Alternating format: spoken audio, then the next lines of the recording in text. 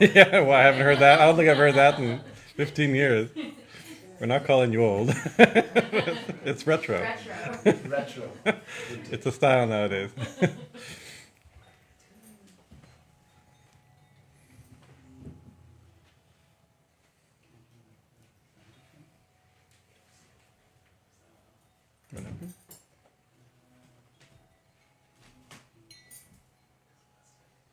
Need to start over again?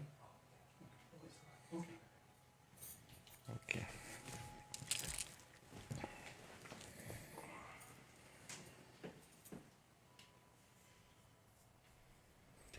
Om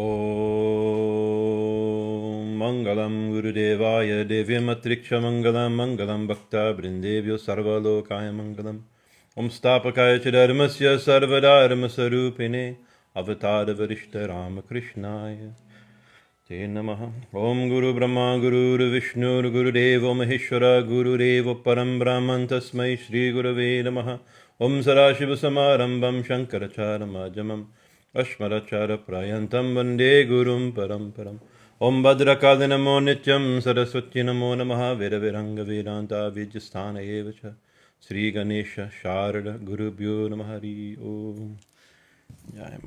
So continuing our discussions on the Kali Sahasranāma, the 1,000 names of Goddess Kali. We've been talking on these for over a year, I think a couple of years now. We chose the big text because we can talk forever on the Divine Mother Kali. Yesterday we celebrated Amavasya, and today is the first day of the spring Navaratri. It's a very auspicious day. Right, so it's a very auspicious day. And last night, or no, I guess our early morning, there was a solar eclipse, but not visible here. I think it was visible on the East Coast, right at sunrise. I won't tell you what that means. But I don't know about you guys. I know what it means to me, but anyway, it's interesting. So last week we were on, let me have to back up here, my notes. Yeah, move on.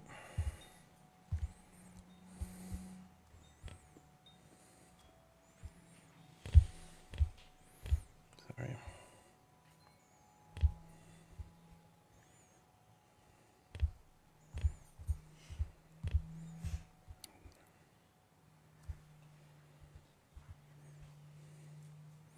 Yeah. So last week we did a few names, the last few names of verse 41, which are not on your list right now, but the ones we spoke on was especially Vageshwari,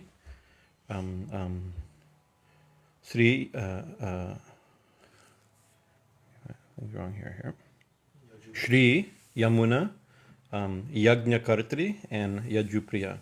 These are from that verse, right? And we talked quite a bit about Bhageshwari and as a goddess of vibration, and we talked about that this connects her to the Saraswati, and these verses have a lot of Saraswati in them, both in two ways. What is both as the nature of vibration and sound, right, and as well as the Vedas, because Saraswati is identified with the Vedas. Is this loud enough? Maybe a little bit. My voice a little weird from chanting yesterday, many hours. So Probably no sleep. very little sleep. Yeah, thank you. A few more sips here.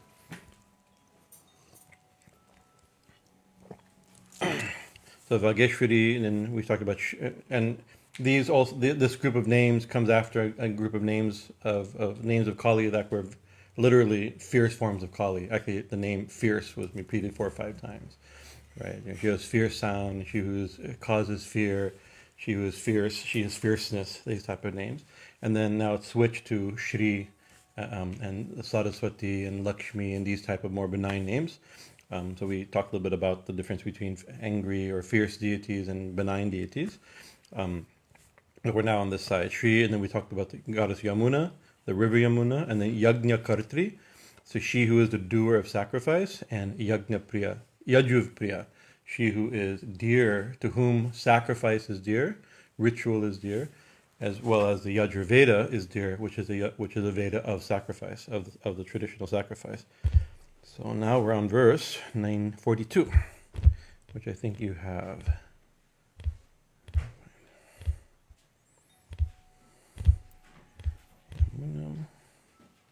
And I think we did the first verse. Okay. Yeah.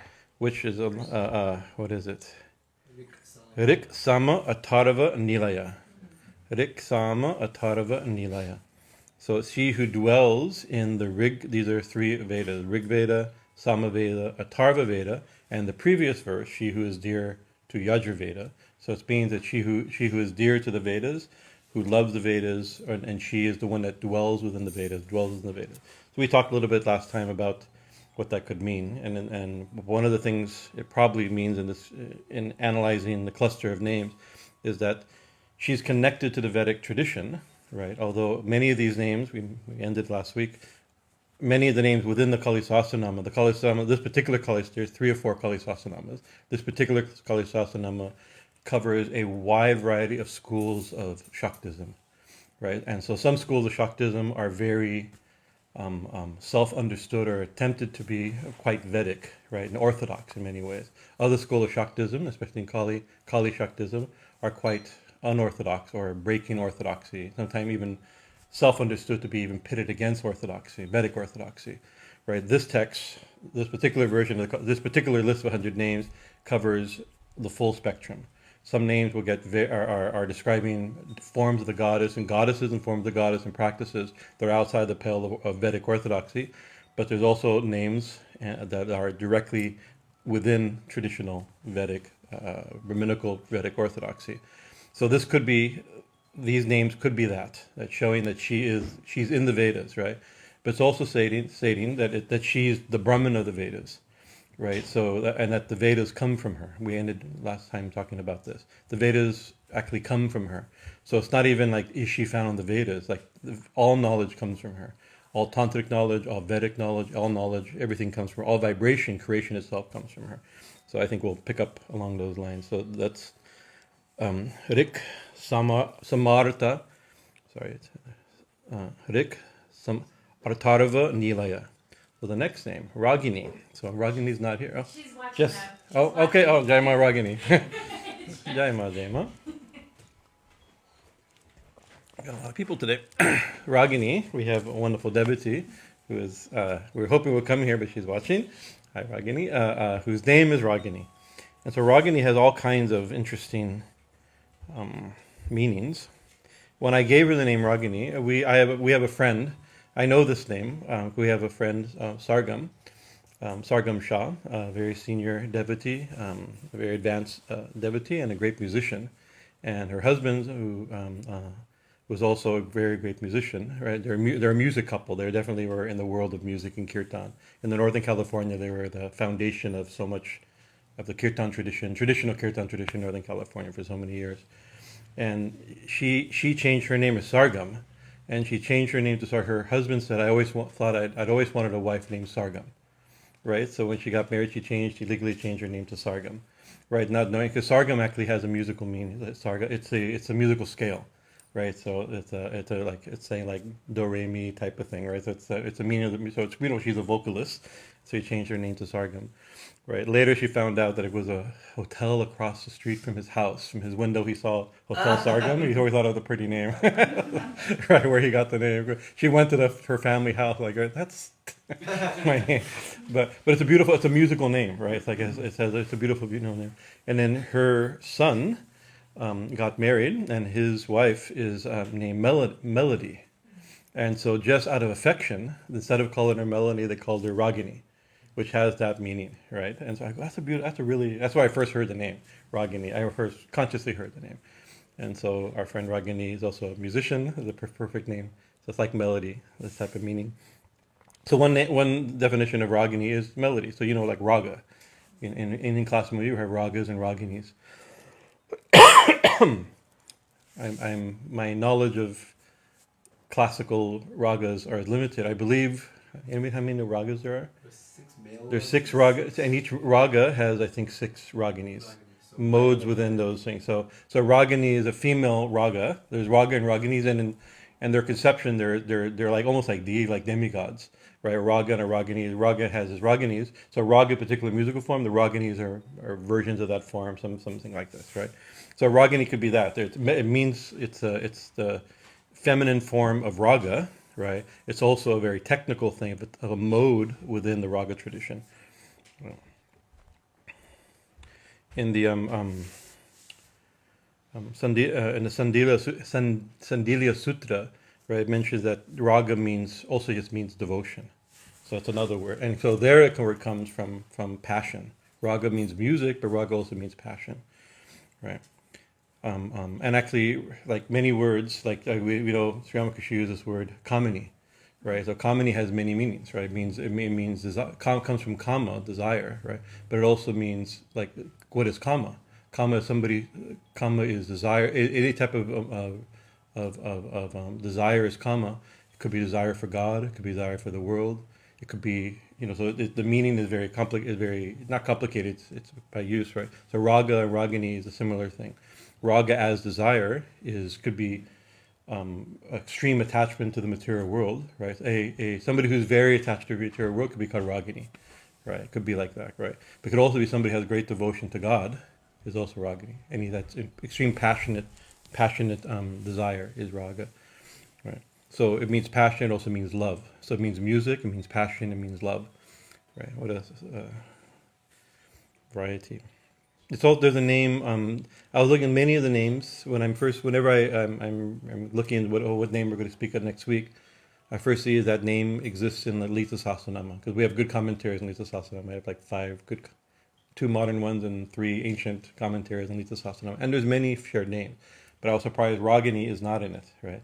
But there is niraga. So the word raga is there. Niraga means without desire, right? So because they're just using that name raga as desire. And there's another name that's name 158. If you're studying 156, the next name, right, is raga matani, which she who destroys desire. And so very often, this is a very common thing in both Kali Sahasranāma and Lita Sahasranāma, that they'll say like, oh, she's desire. Like, it doesn't say that because rāgiṇī is not there. But let's say she's desire, she's without desire, she destroys desire. Like this. So that type of thing is there. So she's the whole spectrum, right?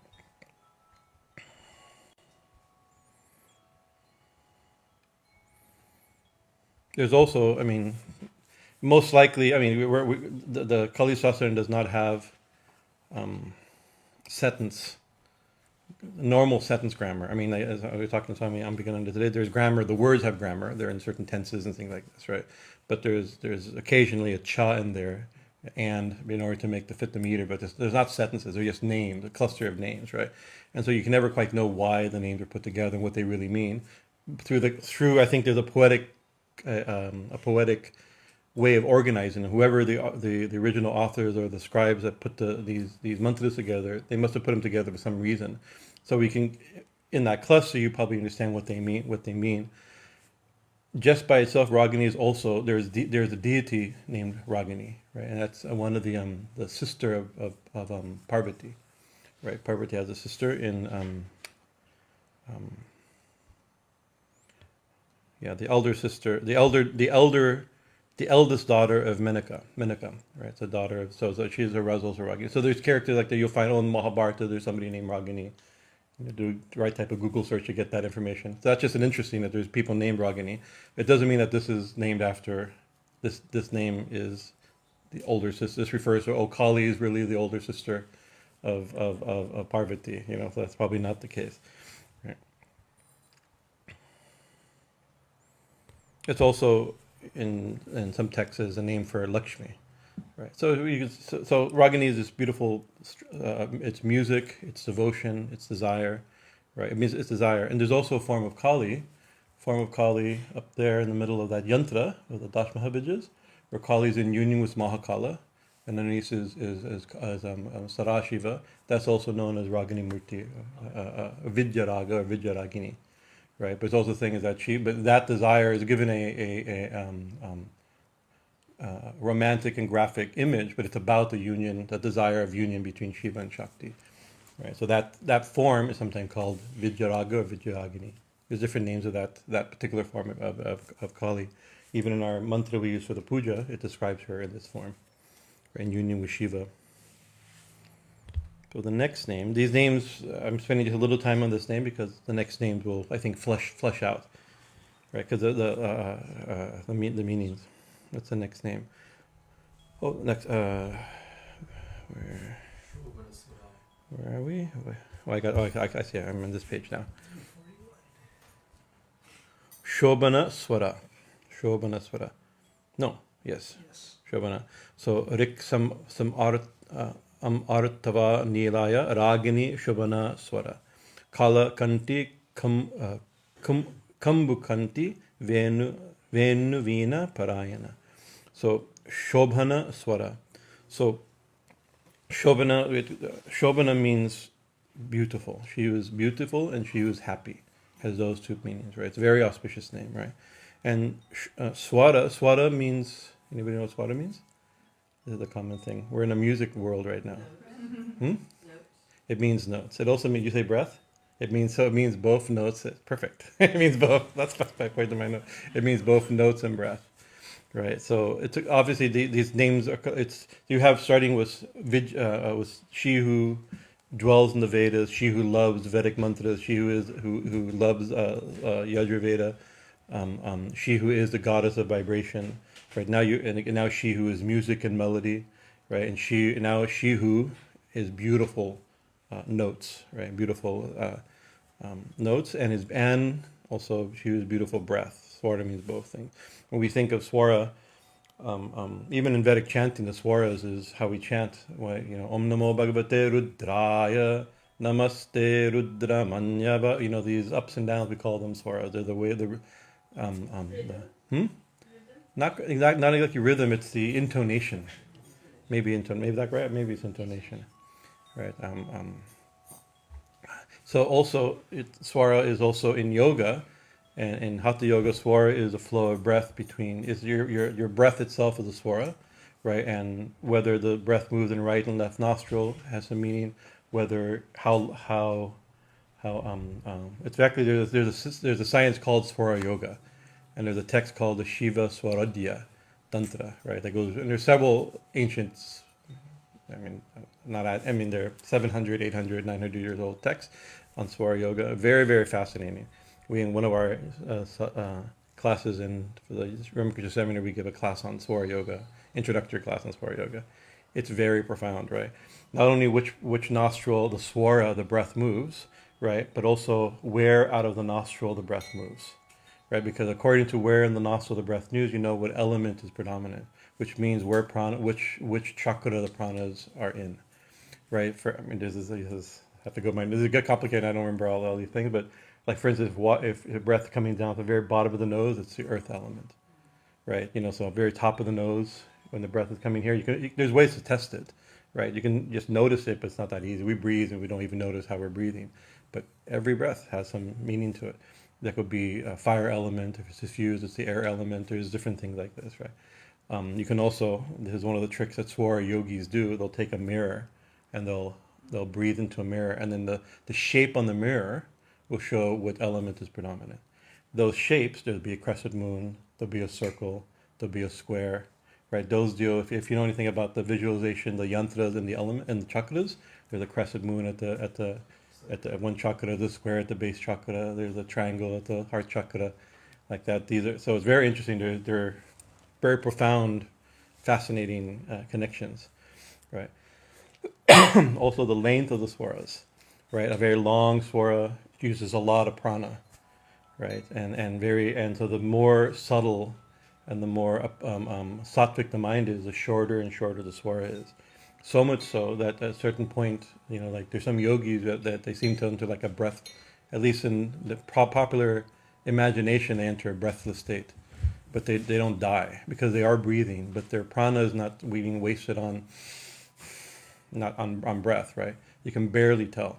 Right, I think Sri Ramakrishna describes Sri Ramakrishna as sometimes be going into a state where they'd have to put something just to see whether or not he was still breathing, barely breathing, in certain states of samadhi. Right. So swara is by length, and the length of swara. The swara talks about the length of swaras, what the qualities are, what states those are associated with, what element, and then there's a whole science of like divination based upon it. Gets very interesting. So if somebody asks you a question, I've done it. I mean, I haven't done it, but I've experienced it being done. There was one sannyasini named Radhikananda Saraswati who came, and she was a Swara yogi, right? And one time that time we were struggling to buy this house, right? And it says, Mataji, we're at the car. I'm taking her back to the car. She was about to leave. And I said, oh, Mataji, please, we're hoping to buy this house. We're struggling, if it's possible. And then she first thing she just she checked which breath was predominant, right? And then she looked at me because by looking at me, she could tell what breath, my breath was predominant. And then she saw I was on her left side when I asked the question. Right, let's say her right nostril was predominant, my left nostril was predominant. I'm on her left side. When the earth element is flowing in my, it's like she did all the calculations, and then she says, then she suggested some sadhana to do. Right, it says if you do this, you'll get a proper response. Based upon she did all those calculations, and talking to her over the years, she says actually this is what astrologers do. Right, they do it a difference between mathematics and all this type of stuff. He says, well, Swara yogi doesn't need your chart. They'll check on the breath and Swara. So it's very, very interesting, right? Anyway, another use of the word Swara. So she's beautiful Swara, a beautiful note, beautiful breath, and this combination between vibration, music, note, and breath will be throughout these verses, right? Other meanings of śobhana is adorning, shining, embellishing, splendorous, good, fine, luster, shining, light, like this, right? Also, the swaras is another name. What's another use of swara? It also means vowels, right? So we have this. We have consonants and vowels, and the swaras are the vowels. And in the general understanding of the way Sanskrit works is without vowels you can't pronounce anything. I mean, that's the way not how Sanskrit works, the way language works, right? Sanskrit's very emphatic about this detail. Without vowels, no letter can be pronounced, right? So it's the prana behind every letter, right? Without this, no note, no letter, no sound could be made without some vowel. So therefore, another use of the word swara, the prana. You can see if the prana for a letter, a prana for a syllable, a prana for a sound, the life and breath of it is also sound and breath are connected here. You can see again that connection.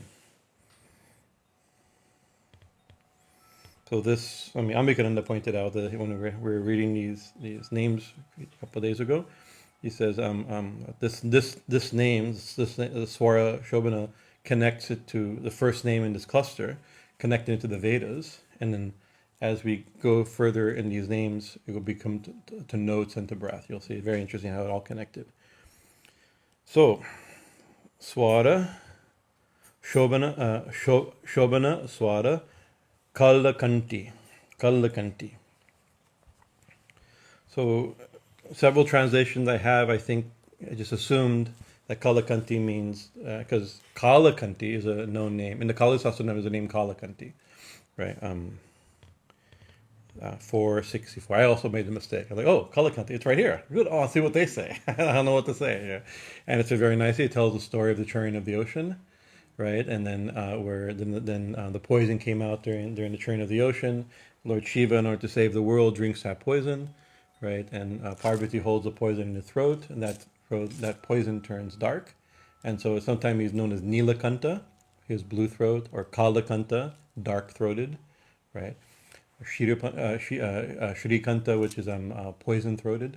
These different names are very not known names for Shiva, right? But that's Kala with a long A. Kala-kaṇṭhā is something different, right? So it means sweet-voiced. Shiva has a beautiful, sweet voice, right? It means one who has a sweet voice, or here in the feminine voice, she who has a sweet voice or a sweet voice.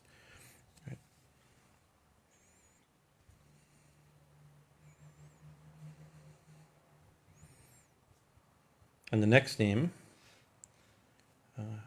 kambu-kaṇṭhī. So same, kaṇṭhī is again throat is there. So actually it means sweet, it's symbolic, it's three, and not sweet voice. It means sweet voiced, but it means sweet throated, right? So her, so it's the throat being or the neck being the seat of the voice, right? So it's poetic, and it's not direct voice, and it means throat or neck. So similarly, kambu-kaṇṭhī. Kambu means conch. So this is an Indian aesthetics, right? There are certain things that show feminine beauty, right? And that every culture has their own ideal historical reason why we think certain things are ideally beautiful, right? So in Indian aesthetics, one of the things that is very beautiful is it's like folds in the stomach are considered beautiful. Here it's like men should have six packs or something like that, right? But female, there be folds in the stomach are considered beautiful, right? Similarly, folds in the neck. There should be three folds in the neck. That's considered very beautiful. If you see a lot of really old traditional iconic posters, not even but old art of Durga, right? You'll see some of them. Well, or even like Durga Puja pratimas, the images for Durga Puja. If they're really classically done, you'll see three folds in the neck, kind of some. We have a exaggerated idea of emaciated beauty, right? But usually a healthy body is a fleshy body, right? Full of life and potential, right? So that is considered a sign of beauty. So it's another way of saying beautiful necked, right? But her throat is beautiful. It's something similar to the previous name. She has beautiful throated, which means beautiful sound, beautiful music. But here it's also aesthetically pleasing, but also the image of a conch, right? So again, image of sound, right? Her neck is connected. It's all about beauty and again about sound, right? Kambu-kaṇṭhī, and then veṇu-vīṇā-parāyaṇā. Veṇu-vīṇā-parāyaṇā. So Venu means a flute, and Vina is the stringed instrument. And Parayana, we use that word a lot, like right now as Navaratri, people are doing Chandi Parayana, right? Or Sahasranāma Parayana, where you're reciting the whole thing, right? So to do a long recitation or long practice of something is a Parayana.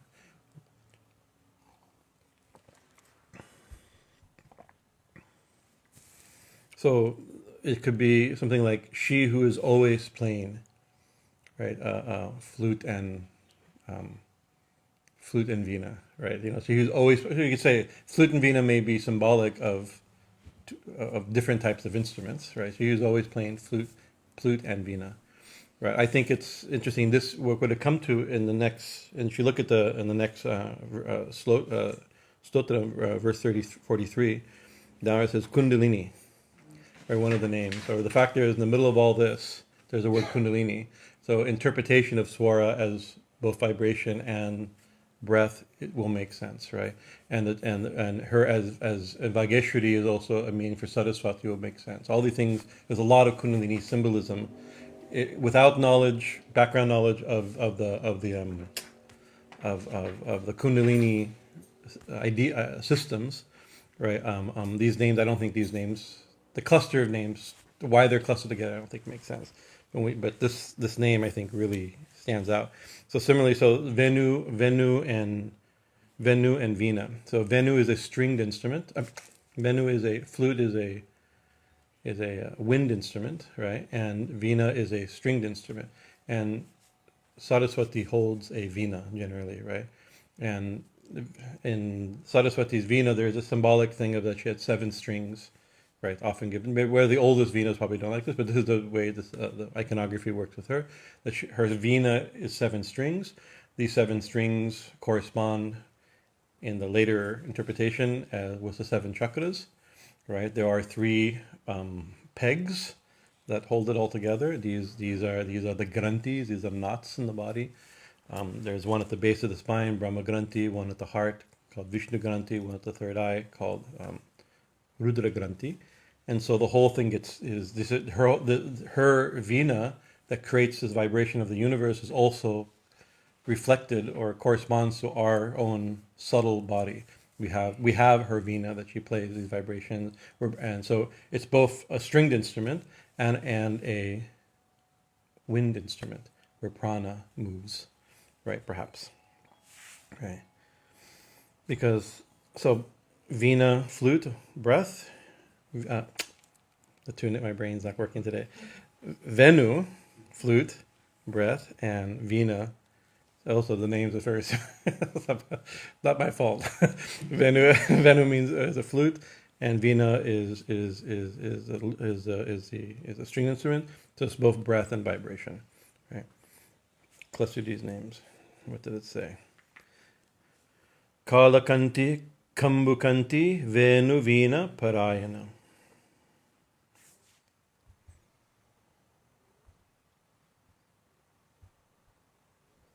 So before we move to the next little section, I think we can do a few names in the next section. This is a good place because the topic will change a little bit, but still, because our aim is at that Kundalini word, right? We'll interpret everything through Kundalini. Are there any comments or questions so far? I never do this, but it's probably good to do, because at the end of the whole thing, the class is done, everybody's here, so now's your chance. Right, I'm wondering what you think about like a hierarchy of musical instruments. So Abhinavagupta seems to say vocal music is Vaikari, drum music is Madhyama, and he puts stringed music at the very top. Yeah. What is, I mean, you're more familiar with that. What did he give a rationale for it, a reason for that? Just asserts it. Yes, that's right. Well, in Indic traditions, everything is always, there's always a hierarchy. Everything, this is Madhya, this is Uttama, this is, everything is given this way. But I'd be interested to know why that would be. Which one's the lowest? He seems to privilege the more non-conceptual, less wordy. So he thinks the stringed instrument is the least dualistic, especially when it's not played in a tala. Yeah, that's pretty. Yeah, anything else with a lot of distinction, more dualistic. Interesting. Yeah, I'm be interesting. I mean, he must give. Is there any commentary on this that you know? Yeah, I should consult Jayarata more. Yeah. Maybe interesting, for sure interesting. But I think everything is always like if you're using instruments as your metaphor for everything. Also, you can a string instrument is more sattvic, and a wind instrument is more. You can analyze things as lower, middle, and the common thing is lower, middle, and best. That's a very common type of thing. And the other thing is sattvic, rajasic, and tamasic, right? And everything can always be mixed. If you say, if a string instrument is the most sattvic, let's say, I don't know if you would say that, if it's the most sattvic, then it's like, then one with frets is the most rajasic. One with, guitar is rajasic, and electric guitar is rajasic, acoustic guitar is, you could start, everything, and then among guitars, one with, guitars, you can start saying which one's best, which one's middle, that's a very common way of like a hierarchy or a stacking of things to understand things, right? I don't know why that could be. Yeah, sure.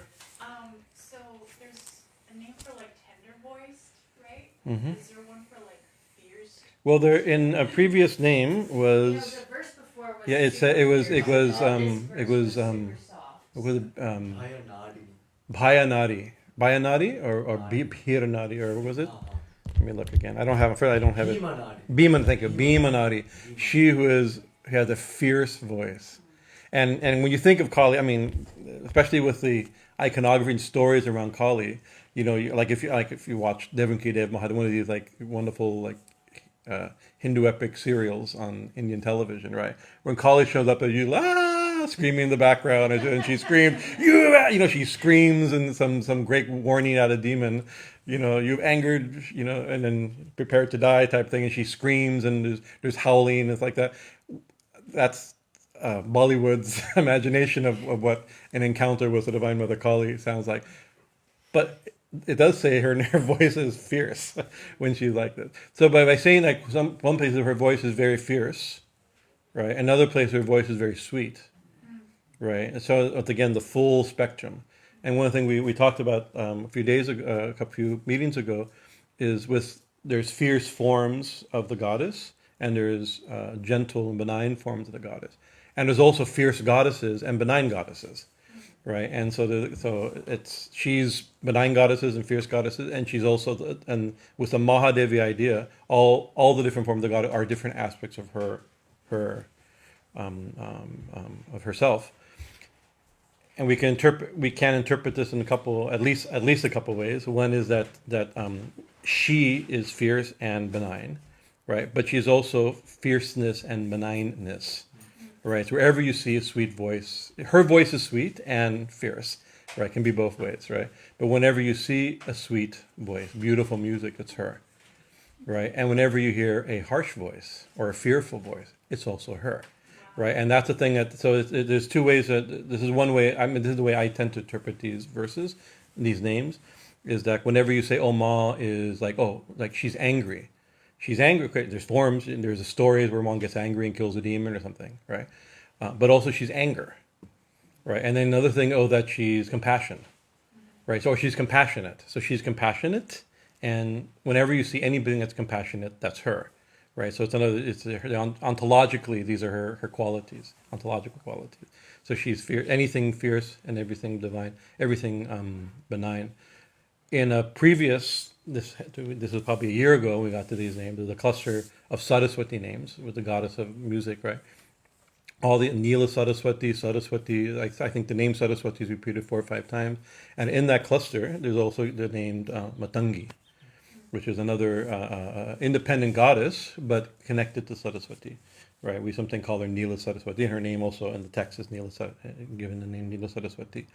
And Matangi is a complicated and very elaborately developed goddess with her own cult, with her own tradition and scriptures. And to simply just say, she's the goddess of this would be cheapening the whole thing, right? But if you were to make, she's a goddess of this and she's this a goddess of that, often she's described as the counter or the other extreme to Saraswati. Sometimes we describe her this way. Saraswati in the image, we have Saraswati right there, right? And she's not dressed here. Usually we have her dressed, right? She's dressed in pure white. She is wearing a crystal mala, right? So she holds a crystal mala, a pure crystal. She holds a veṇa, a classical instrument. It's difficult to play classical instrument, requires years of training, and she holds the Vedas. So she's knowledge and beauty and art at its most pure, right? The Vedas, not just any book, it's the Vedas, not just any instrument. It's, she didn't hold baritone sax, but I used to play. She held a veṇa, or like guitar, like that, right? And her mala, it's a pure, so everything that is most pure, because that's her image is that. But not all sounds like that. There's other instruments besides veṇa. There's other books and other forms of knowledge that aren't the Vedas, right? And there's other so the story I've told this story many times, but it hit me. It was on I don't know the show, like the old Colbert show, when he was on Comedy Central, that show, and he had a C.C. White, I think was her name. I think she's passed away. A big-bodied, black-bodied R&B singer of a previous generation. And in the interview, he said, talking about her life, she started singing in the church. Like many singers, they started singing gospel. And then she switched to romantic music, secular music, right?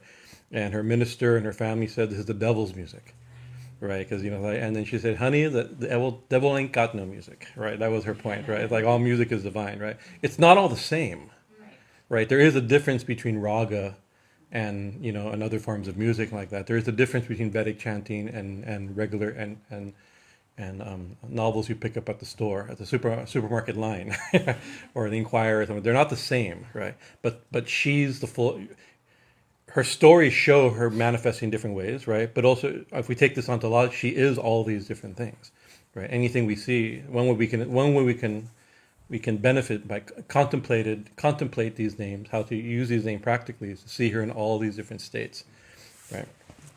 Right now, because of the Navaratri, we've been listening in the morning. We play Chandi recordings, Devi Mahatmya recordings, and one always comes to Yadevi Sarvabhuteshu, the famous litany, right?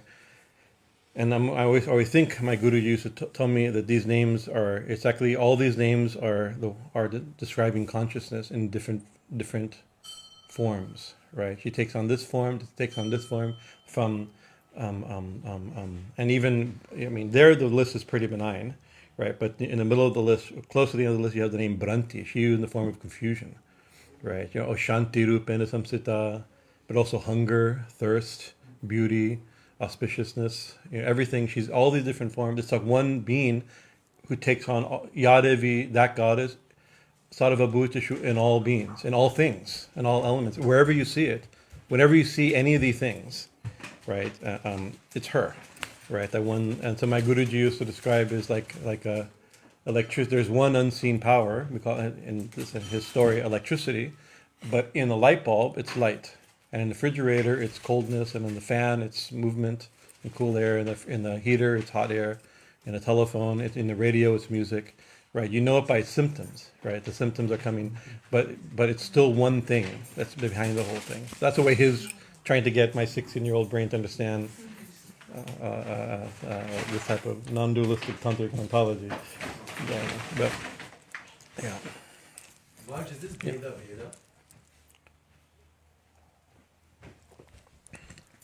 Veda? Beta as in There's non-difference.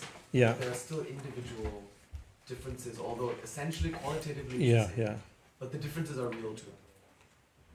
Yeah, so we could call it perhaps beta usually is a little more sophisticated than but yeah, it's an example of something is like these things they're the same because it's one thing, but obviously they're not the same, right? Because I don't think the thing is like when you say that she's fierce and then that she's death and that she's life is not saying the same thing, or that she's loving and she's literally one of the names is she's hate, right? Another, it's like and another one it's like, well, why are we worshiping God? But she's also love, right? And dearness and beauty and charm and all and compassion, right? So yeah, so these things are distinct, but there's one.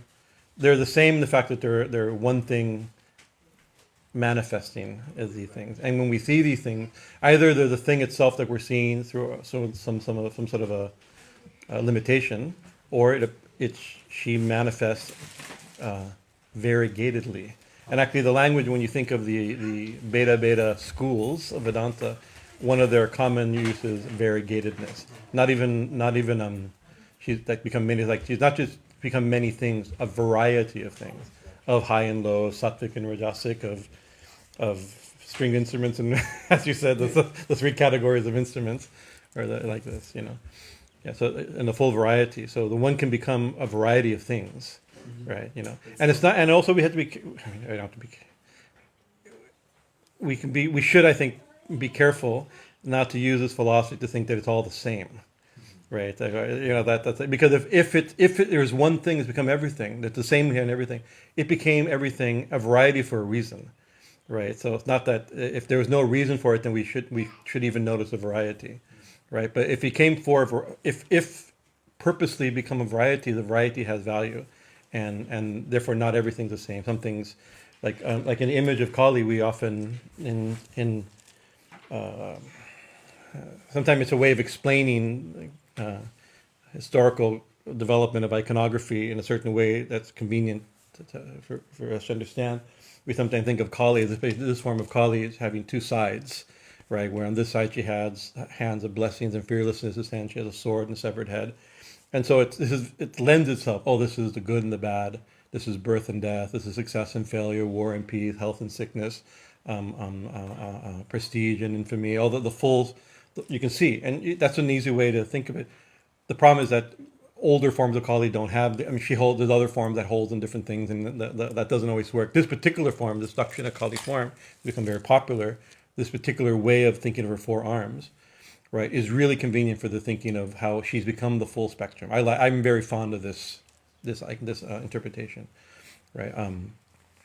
So it doesn't mean that we should because death is ma, we should kill things, or because sickness is ma, we shouldn't take medicine. Right, or because war is mal, we shouldn't fight against it, or it's not meant to fetishize no. But the fact is, we should try to be healthy, but you're gonna get sick. We should try to live a long life. We're going to die. We should work for peace. We've been working. The prophets have come and gone, and it's if the prophets have tried to end war, even they can't do it. Right? It's so the fact is the reality is still there. So it's not that we should because she's the fierce voice, that it doesn't matter what we listen to, or it doesn't matter what we speak, or how we speak to people, but she's in spite of us trying to have sweet listen to refined music and speak divine words, right? Not all sound is like that, right? And to see her even in that, I think, is important, right? It's a bold way to see reality, right? To see everything as divine. Even failure is divine, right? It's a way. I remember talking. There was an old yogi. He used to teach here in Irvine, a very advanced spiritual person, and he's taught tens of thousands of people yoga for free in Sonaji was his name. If anybody took classes with Sonaji, he was a but he's now expired. He passed away. But the last time he came, he aged, like all of us has aged, right? And all of a sudden he was like a world famous and universally respected hatha yoga teacher, right? And having to like shuffle his way and be careful not to trip on it because he's become old. He gets like, and we were, he was like, oh, I've become like that. But then he says, but that's what's supposed to happen, right? It's like this is the way the body is designed. We're also supposed to take care of it. And I've helped many people to take care of their body, but eventually it becomes like this. This is what's supposed to happen, right? So I saw that was a very profound personal thing, was seeing somebody dealing with their aging, sick body, right? Especially because of his history of helping people. Because he's also a spiritualist, he had a deep understanding what the purpose of the body is. So interesting to see it like this. Yeah. Well, anything else? She's raising her hand, but I don't think she has a question on this. Look on. I think you mostly answered it just now, like seeing the divine in everything. But not so like musically. I was thinking like vibrationally. Mm-hmm. So is this text like a tantric type? Mm-hmm. Teaching. So I can see like the deeper, harder things of war and killing, but sometimes I've been trying to like see the divine in things that people wouldn't necessarily think are divine, like heavy metal music. Yeah. And sometimes it will warn me against like you're putting in bad vibrations. Yeah. But I sometimes think like it's creativity through God. Mm-hmm. And sometimes the lyrics don't necessarily match the vibrations of the music. Mm-hmm. There's some beauty in them. Mm-hmm. So it seems like my initial understanding of these different descriptions and names of Kali, that it encompasses like the fierceness, like you were saying, and the benign. It's like that it is all God. Yeah. But you're saying we should still be careful potentially of what we bring into ourselves. Yeah. So I think it will start as like that. The example I use for Matangi is exactly that. Not all music is a church choir music or a sitar concert, like, and also it's like we wouldn't want it to be. We can't listen to. I mean, there's only so much sitar I like sitar music, but there's only so much I can hear, right? And you need something a little bit rajasic and to get you moving and get the creative juices going, right? So. And the devil ain't got no music, right? So that's also true. It's all music is divine in a sense, right? But there may be. We are also told to be careful what we listen to, what we speak, company we keep. What to speak of music, people. Music is just something, right? But people are the most the shining godheads right around you, right? But you don't want to be around all of them all the time. Some are not good for you. Like we know even in simple pop psychology, not everybody's good for us, right? So Sri Ramakrishna told, he has one story of it's two where he says like, well, all things are God. God has become everything, and all things are God. Like a tiger is God, right? But you wouldn't hug a tiger, because the nature of a tiger is to bite you. Right, so you have to be careful with the tiger, realizing the way to respect the God in that form, which appeared as fierce and dangerous, right, and not an easy, not a natural mix. I mean, it's really incredible. You go to shows and zoos and circuses, how people and tigers can do stuff together, right? But the reason it's so exciting or entertaining, exciting, or upsetting because it's not meant to happen. Those aren't supposed to. Those aren't. That's not a natural mixture, right? And so while we see it as divine, we have some. Not everything should be embraced, right? The other story, Ramakrishna had several stories along these lines because this was the issue, where he said that there's a guru told his disciples, gave a lecture like I'm giving. I'm going to give that I has become everything, right? And so the disciple went off thinking that I is everywhere, everything, and he's wandering in the street, and just then an elephant was being had gone crazy, had gone wild, had gone spooked, right? And the mahout, the driver of the elephant, has lost control of his elephant in the marketplace. And he screamed, "Get out of the way, mad elephant has come," right? And that disciple thinking, Guruji, Swami Bhajanananda just said that everything is, Ma has become everything, and angry elephants are also Ma, and benign elephants are also Ma. He's thinking like this, right? And so he did move out of the way. And just then, the elephant grabs him and throws him aside, right? Just luckily, he didn't step on him, he just grabs him by the trunk and throws him aside, right? And he keeps running wild. And he comes to he loses consciousness. News gets back to the monastery. The guru and the other disciples go and take him back and nurse him, and he comes back to consciousness. And then the guru starts asking, "Why didn't you move when the elephant was coming?" Right? It was not a unavoidable accident. That's the thing. This accident could have been avoided if he listened to the driver, the elephant driver, right?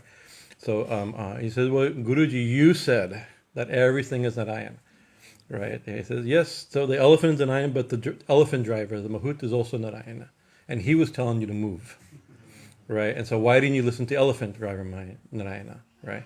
And so sometimes everything is God, but so is the one telling you be careful, right? And so you have to. So I'm not telling you what type of music to listen to, and I don't want you to know what type of I listen to. Whatever. We also have. We all go. But you'll see a difference sometimes, and sometimes, of course, we're attracted to certain music because of the level of our consciousness at the time. When I need some rajas to get work done, we put a certain type of music on, or my mind is rajasic, I put a certain type. I'm attracted to a certain type of music, right?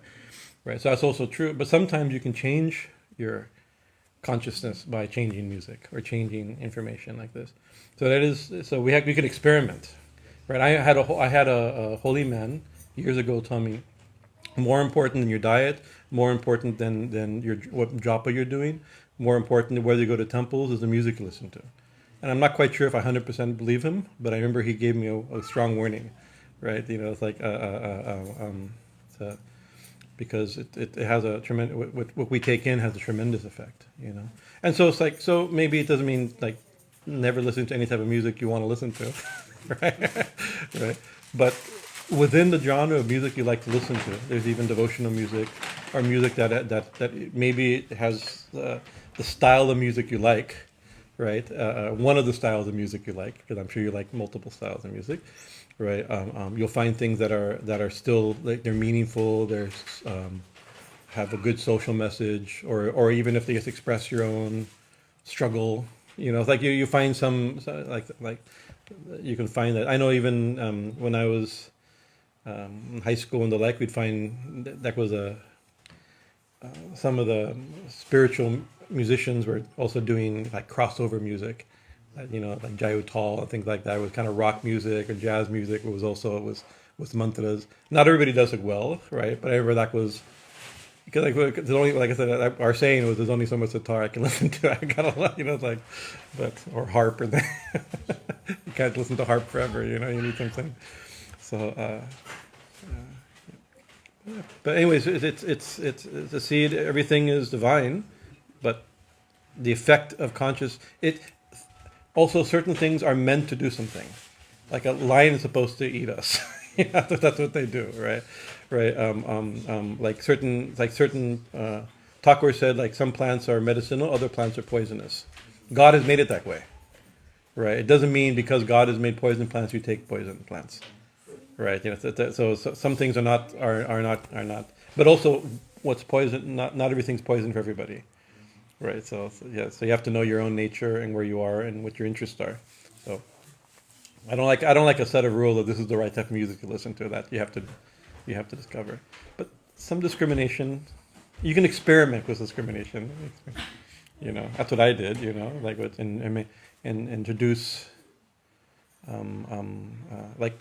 But there's an interesting looking at this painting of Durga at the up here for Durga Puja, right? For Durga Puja, there's a painting of the bathing of Durga during Durga Puja. So this image came in my mind. Within Durga Puja, it starts, right, beginning with recitation of Vedic mantras, the Durga Puja, right? And it ends, right, with, actually, I'll tell you what the text actually says. When you're carrying the image to be thrown into the Ganga, right, to be visarjan in the Ganga, right, not only supposed to be kind of rowdy, right, it's supposed to be vulgar. You're supposed to you're supposed to make you're supposed to make inappropriate crude jokes in public, right? It's like nowadays people don't quite do that. They go Jai, the Jai Sri Durga Ma, it's very very loud and raucous with the dak and things like that. But it's actually the text is supposed to be it's supposed to make vulgar jokes, right? And I sometimes think that's like the full spectrum. From like the starting with the recitation of the Vedas to like funny in a profound in a conservative Bengali Orthodox culture, profoundly inappropriate humor for public. The full spectrum. I think she's the full spectrum. Even the items gathered. It's like there's pictures here where there's every imaginable thing is gathered together. These are all every aspect of the universe is aspects of the Divine Mother, right? So anyway, that represents the incredible gathering of all the things together that we worship Ma, including the most sublime music and the full spectrum. Actually, I didn't get. This is probably a good place to stop. Yeah. It's 6:30, so it's 6:38. After three more sips to finish my coffee. Next name, Vamsini Vaishnavi Swacha. These are very nice names also. Good. Anything else before we stop? I like that. Thank you for your kind attention. Sri Guru Maharaj Ji ki jai. Mahamayi ki jai, Swamiji Maharaj Ji ki jai, Ma Dakshineshwari Bhavatarini Dakshina Kālī ki jai.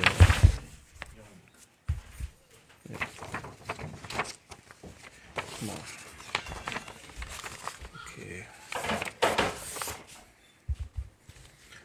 We're still missing. Now we're missing ṛagiṇī and we're missing Kali Charan. All right. I talk about divine music. These are our divine music people. For the sometimes I hear Mahut-Narayan used as like a defense for practical advice. But with regards to wisdom with the world is foolishness with God, like to what extent is practical, reasonable advice the same as maybe worldly advice? Like for instance, a person should do X, but that's because of the eyes of the world. X leads to wealth and security and comfort. Whereas a person who is spiritually inclined won't want to do X. So then is their parent Mahut-Narayan to be listened to? That's a good question. It could be. I mean, in that image is like the Mahut is telling you get out of the way, and somebody else will say, don't get out of the way, it's fine. You should be practical. They're both equally. So something, the one is higher. So sometimes it depends on what your goal in life. I think most people in the worldly advice is probably well meaning. Yeah, right. And if you want worldly life, then maybe that's good advice. Right? But if you're trying to not be killed by an elephant, sometimes get out is the right advice, So. Because in this case, for me, it's not I'm going to be trampled by an elephant. Yeah. I'm going to get the thing that I desire. But for somebody else, it looks like that is my son being trampled by the elephant. It's true.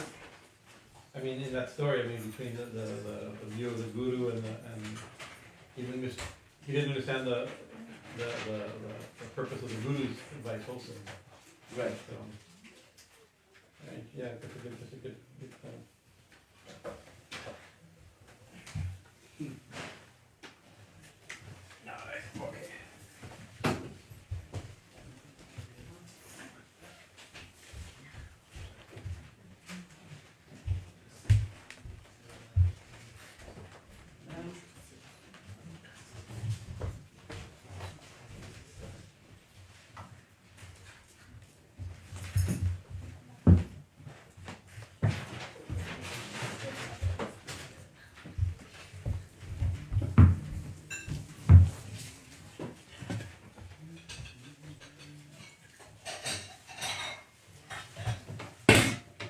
Om Shri Gurubhyo Namaha Hari Om Om Ganadvagramati Gum Navamahi Kavindavina Jeshradam Ramanam Brahmana Sadhana Sannanotavikarakaranam Om Sriman Mahaganapate Lakshminarayana Maheshwarayam Namaha Bandhiranyagarbhadyam Namaha Bundaram Siddhavatagam Guruvatavyam Namaha Brahmadivatavyam Namaha Vakivatavyam Namaha Shanvatavyam Namaha Sarvebhyo Devyo Devi Mangalam Varenyam Mridam Shivam Narayanam Namaskritya Sarvakarmanika Mangalam Gurudevaya Devi Matrikya Mangalam Mangalam Bhakta Vrindevya Sarvalokai Mangalam Om Aimat Vatattam Shuryami Swaha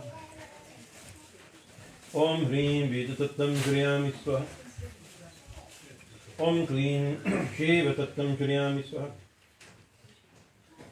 Om Aim Hrim Kleen Sarvatattam Shuryami Swaha Vishnu Vishnu Vishnu Om Daya Vishnu Varamam Varam Tara Pashantu Suradi Vishakiratam Om Avavijara Vitrova Sarva Vastam Gito Viva Yashvara Pundalikaksham Sabhaya Bhayadrisuchihi Sri Vishnu Sri Vishnu Sri Vishnu Om Om Vamittasmai Svarvavamittasmai Scribe Om Hum Yam Vishakavushat Vang Green Om Green Green Green Green Green Green Green Green Green Ram Naivi Mahakalavayirva Sahitam Green Dakshina Kalagayirva Madhavidivayami Namaha Yaram Banadrum Dakshina Kalagina Madhyama Amritam Banyam Samarpayami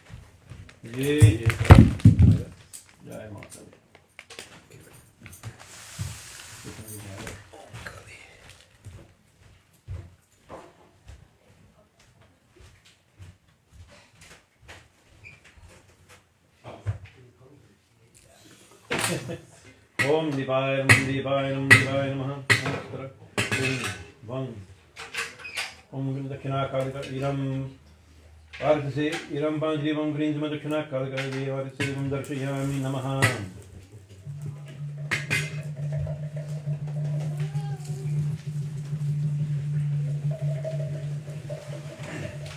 Jai Ma Jai Ma Jai Ma Jai Ma Jai Ma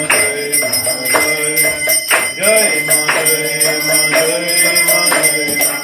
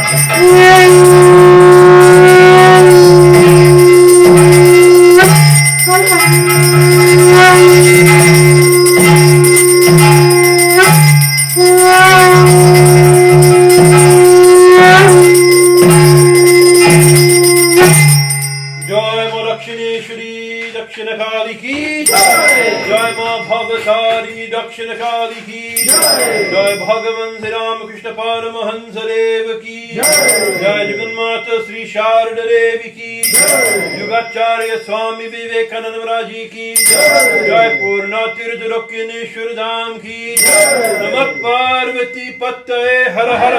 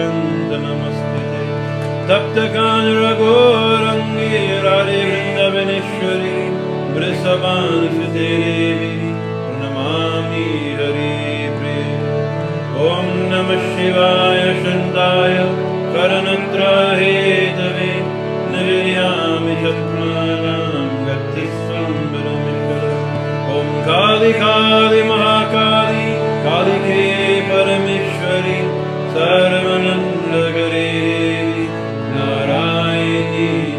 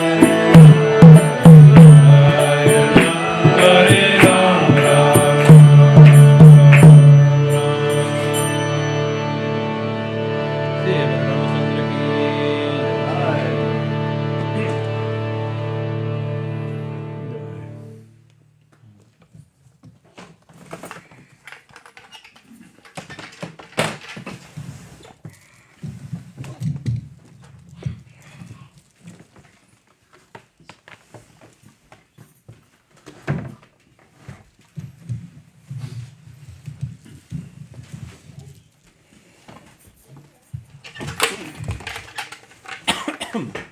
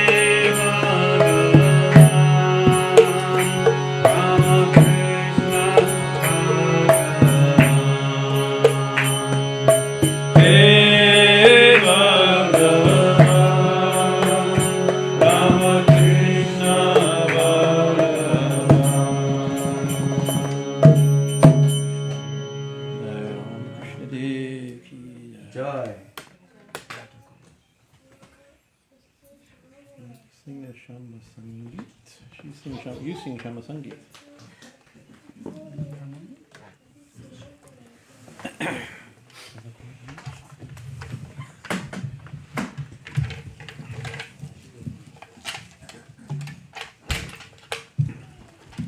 You sing? I'll learn it enough. Not yet. Not yet. Soon.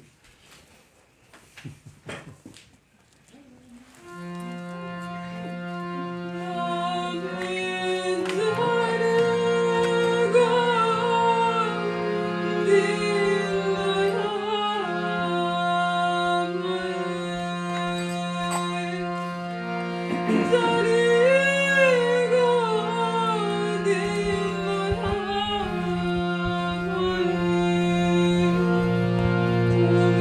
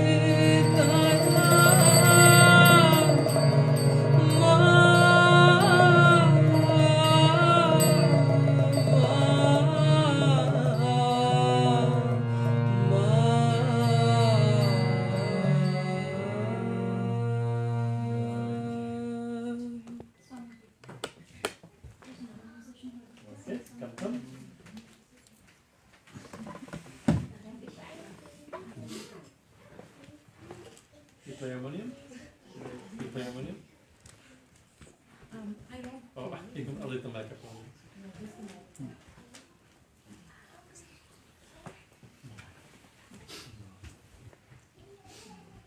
It's okay, I'll skip the lyrics. Yeah,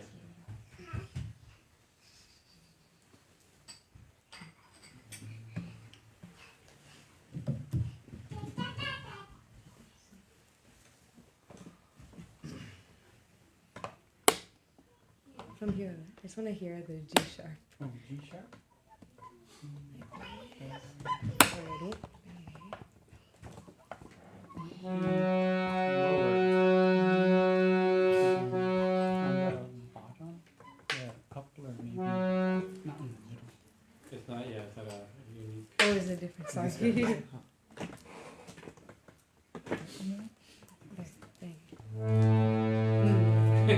Thank you. I can keep actually. You can also try out, we have a Tambura. tambura. You want a tambura? Sure, yes, thank you. G sharp? Yes. We have everything.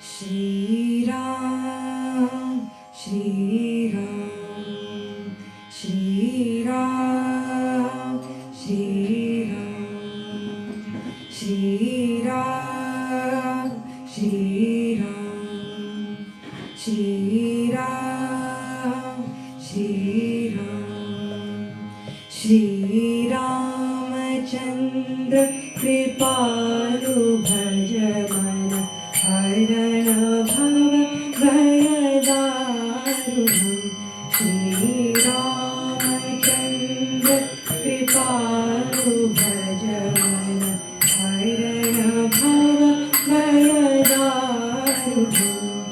Navakanjalocana Kanjamukakara Kanjapada Kanjaruham Shri Ramachandra Kripalu Bhajanananda Bhayadaruham Shri Ram, Shri Ram, Shri Ram, Shri Ram. Kandarpaganita Amita Chavi Navanilaridaja Sundaram Patapitamayahu Saritaruchi Suchi Naumi Janata Sutavaram Shri Ramachandra Kripalu Bhajanananda Bhayadaruham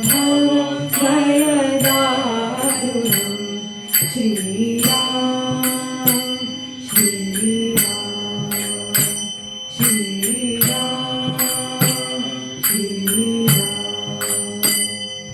Bhajrina Bandhu Dinesha Dhanava Daityavanshalikandanam Raghunanda Ananda Kanda Koshal Dasharathanandanam Shri Ramachandra Kripalu Bhajanananda Bhayadaruham Shri Ram, Shri Ram, Shri Ram,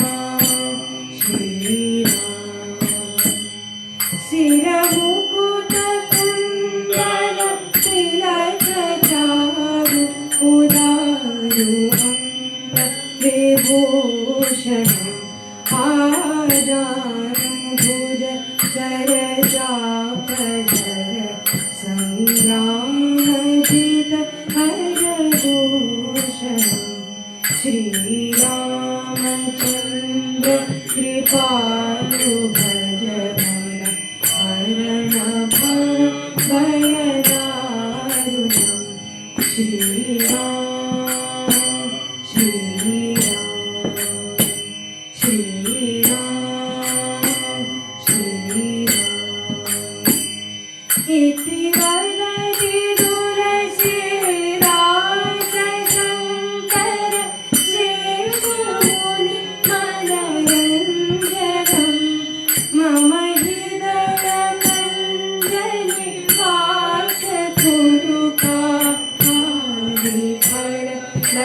वासकुरुकादिफलदलगञ्जनम् Shri Ramchandra कृपालु भज मन हरण भव भयदारुणम् श्रीरामचन्द्र कृपालु भज मन हरण भव भयदारुणम् श्रीराम श्रीराम श्रीराम श्रीराम श्रीराम श्रीराम श्रीराम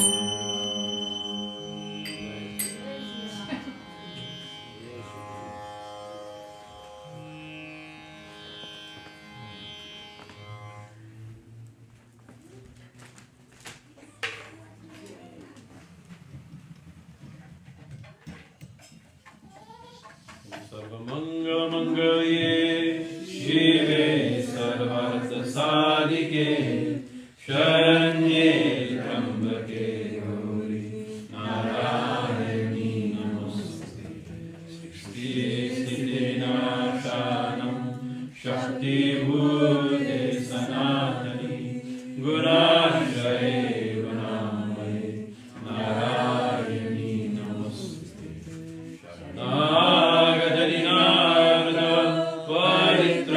परायणे सर्वशक्ति हरे देवी नारायणी नमोस्तुते जय नारायणी नमोस्तुते जय नारायणी नमोस्तुते जय नारायणी नमोस्तुते जय नारायणी नमोस्तुते जय महामाई की जय जय भगवान श्री रामकृष्ण देव की जय जय स्वामी जी महाराज जी की जय जय माँ दक्षिणेश्वरी भावकारिणी दक्षिण काली की जय